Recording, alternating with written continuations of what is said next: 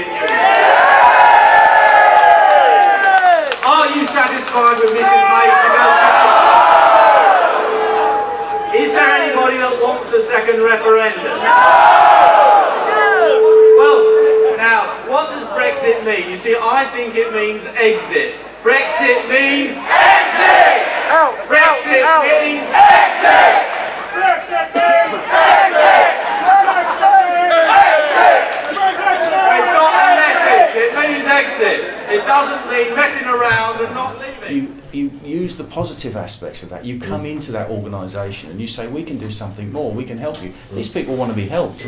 Yeah. You know, you come into a branch, maybe it's lacking a chairman, maybe it's lacking a secretary, maybe it's lacking a treasurer, it's certainly be lacking foot soldiers. Yeah. You come in and you start planning. What do? We want to win this seat. Okay, we can design a nice leaflet, we can get 10,000 of those printed, we can get you 20 blokes out on a Saturday, we'll go and deliver those leaflets, and we'll do the same thing next month. Then you start to raise the consciousness of the party in that constituency. People start to know who it is. You've selected a candidate, his face or her face gets known, you can get them in the local paper. Tell you how you get in the local paper.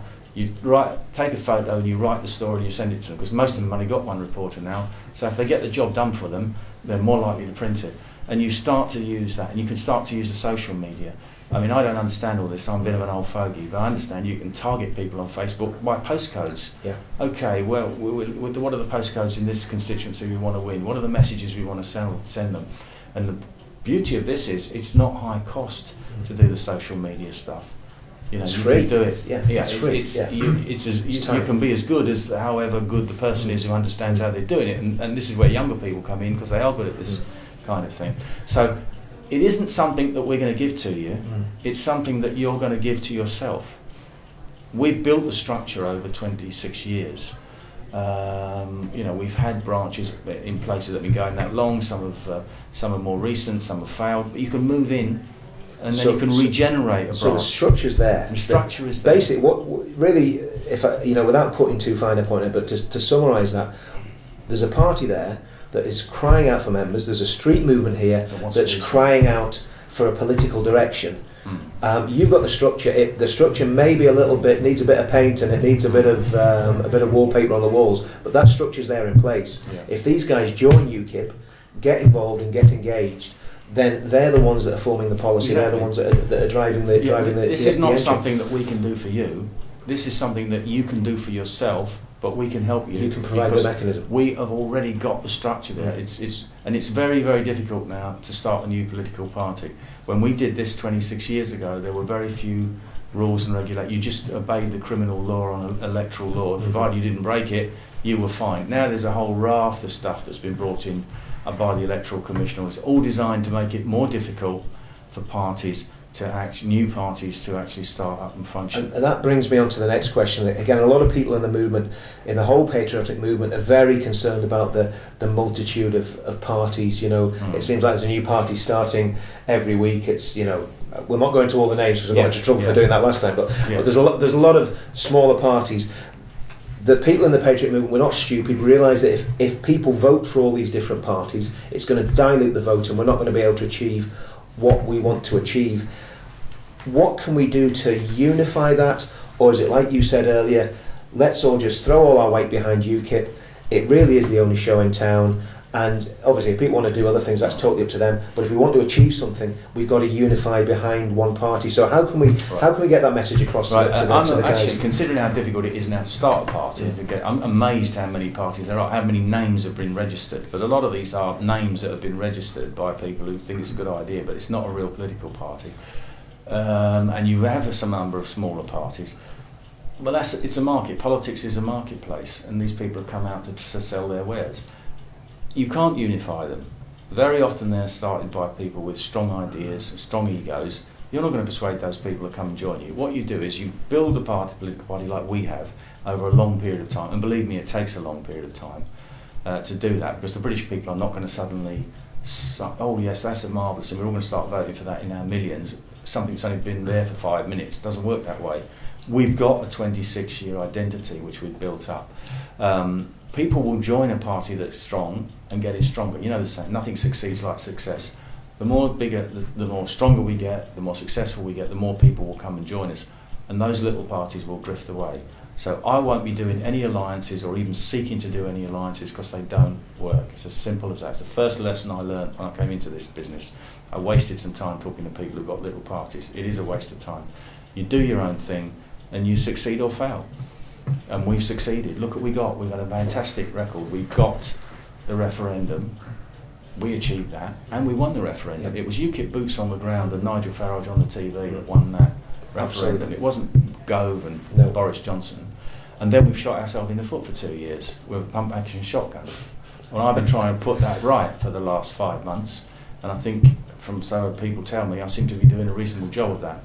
That was the other thing. The next question, again, these questions, you're kind of leading into them quite naturally. The next thing I was going to ask, again, from the veterans' point of view, I know this for sure from the veterans' point of view, I'm sure it's the same with the DFLA as well, and the rest of the movement that are supporting UKIP. We're very concerned that you are the man for the job. That's my personal conviction, that you are the leader, and we want you to remain as leader.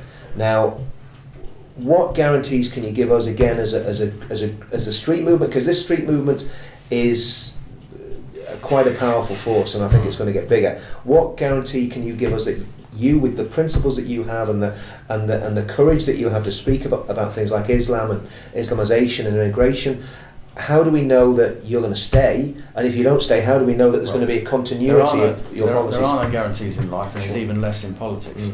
I can't guarantee you that. I stepped into this because there was no one else to do it. I wasn't sure whether I could save the party. I did. I wasn't sure we could be as successful as we've become 5 months in, and I don't know how successful we're going to be in another 8 months' time.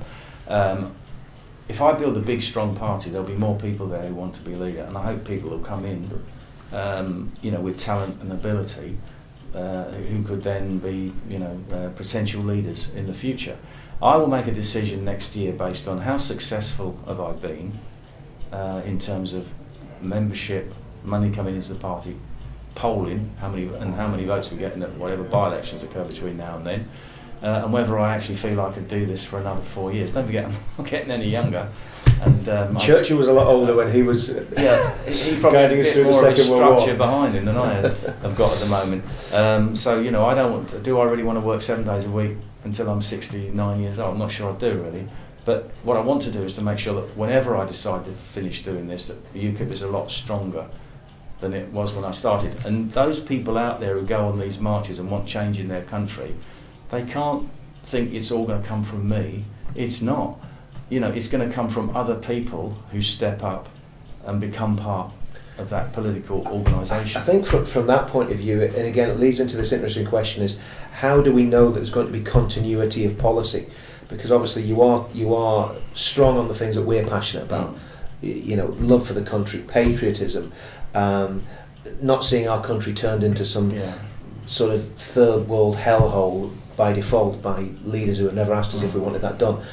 They're the things that the movement are passionate about. Things like child sexual exploitation in working class areas and these sort of things. How do we know there's going to be continuity? And that's, I think, the concern. Even if you do go, that we know that we're going to have someone there that if enough people join who are concerned about those things, then when there's a leadership contest, the person that's going to win is going to be the person that represents the majority of people in the party. That makes perfect sense, because if the people that care about what we care about join, then we will, by default, our policies will be instituted because we have the majority in the party. Similar to what's happened in the Labour Party with Momentum, except obviously in a very unpleasant, a more positive way. Exactly. So the question of will you standing, and I'm not going to push you on that one because obviously we've looked at that. You've joined our marches and you've spoken at the marches. What's your feeling about the people that you're talking to on the marches? You've met a lot of us. What do you think of us? We know what we think of you, but what do you think of us? Vast majority of people I've met and spoken to are ordinary, decent, family, working class people. You get the occasional ruffians who cause problems. Don't want anything to do with people like that. We're just not interested in those kind of people joining our party who want to go on a march and start a fight. There's been very little of that. It's been blown out of all proportion by the media. Most people are perfectly reasonable, working class, friendly, nice people. What I would say is and I'll make an observation here, they're precisely the kind of people who haven't organised things very much in the past in a political way. The kind of people who normally join political parties and and help them organise our middle class people who are used to doing that type of thing. This is a bit of a weakness because you're asking people to step out of a comfort zone and do something that they haven't done before, and a lot of them are not comfortable about talking about politics or knocking on a door and canvassing and all the rest of it. What I would say is I didn't know I could do this before I started it. I come from an ordinary working class background. I stepped up to do this because I thought if I didn't do something I better stop complaining. And I thought, well, I love my country enough to do something about it, so I did. But I never dreamt I'd be in the position I am today. It's fantastic. And I would say to anybody, if you believe in what we believe in, then trust your ability to do it. Just have a bit of confidence and step up and do it. Because if you don't, people are going to do things to you that you don't like, which is what's having happening to us in this country for the last 40 years. People have been doing things to us that we don't like, who do run the country. The establishment, political, media establishment. Again, that leads into it. Just another question. I'm very wary of time here as well. But particularly the DFLA guys were saying, look, we need people that will speak to us in our language, even at branch level, because obviously, like you say, politics by definition is a middle class man's game, because the working class are too busy, earning a living to actually get engaged in it, and that's a sad indictment of society, but that's the way it is. Things are changing. A lot of these guys want to get involved in politics. They want to start having a voice, but again, they need people that can communicate with them at their own sort of in their own language. That's what one of the guys said to me last night. He says they need to talk our talk so that we can then go out to people and say this is what it's all about. And again, it's getting those sort of simple bite-sized chunks. What's your thoughts on that? What I would say is I would never talk down to people. Oh, it's not about that, no. No, but this is what I'm saying. You've got to have your own style, because you can't be somebody else. So I talk the way I talk because that's the way I am, and everyone else has got to do the same thing. If you know about your subject and you're confident you know the facts, then you can talk about it. It doesn't matter what accent you've got, how many words you've got in your vocabulary, just use the ones you've got to best effect.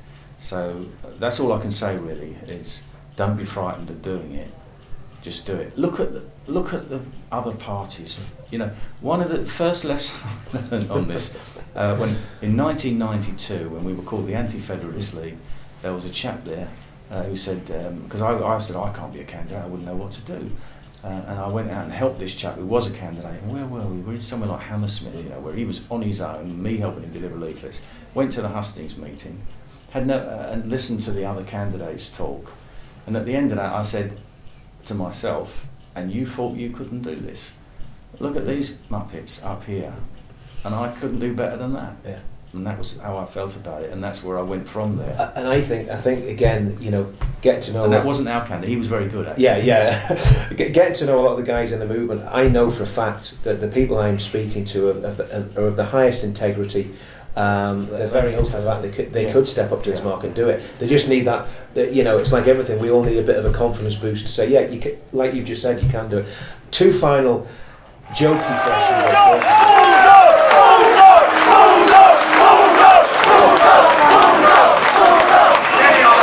What do you think of your nickname? Gerard the Bulldog Batten.